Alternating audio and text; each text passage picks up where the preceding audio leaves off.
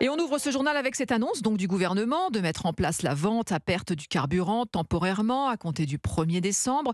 Vous êtes 60% à faire votre plein dans une station-service de votre supermarché. C'est pratique, c'est vrai, après avoir rempli son caddie.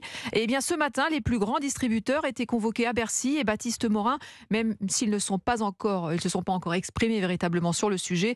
On sent bien que cette mesure les agace, hein. Oui, symbole de cette situation, Dominique Schelcher, le patron de Système U. Il y a une semaine, il se plaignait de ne pas pouvoir revendre à perte. Vous auriez pu penser que la mesure annoncée par Elisabeth Borne avait donc de quoi le satisfaire. Eh bien, pas du tout. Ce matin, il est sorti de Bercy agacé et il a claqué la porte de son taxi. C'est un bon résumé de l'ambiance chez les distributeurs. Autour de la table ce matin, les représentants de Système U, donc, mais aussi de Leclerc, d'Intermarché, de Carrefour et d'Auchan.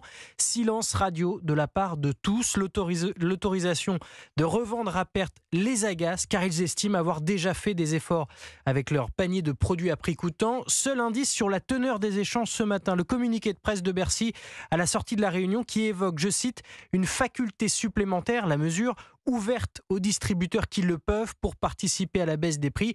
La mesure n'est donc pas obligatoire, mais elle pourrait favoriser Leclerc, leader du marché, connu pour casser les prix.